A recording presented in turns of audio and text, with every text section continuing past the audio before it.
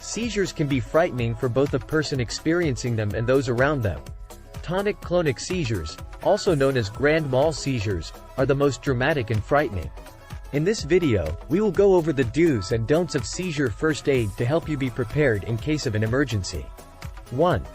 Keep calm and stay with the person. 2. Cushion or support their head.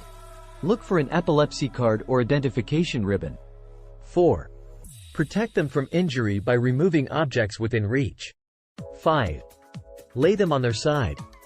6. Loosen tight clothing, especially around the neck. 7.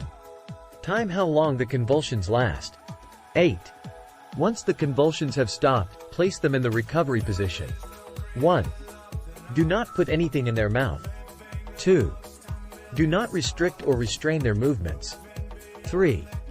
Do not try to move them unless they are in danger. 4. Do not feed them or give them beverages until they are fully alert.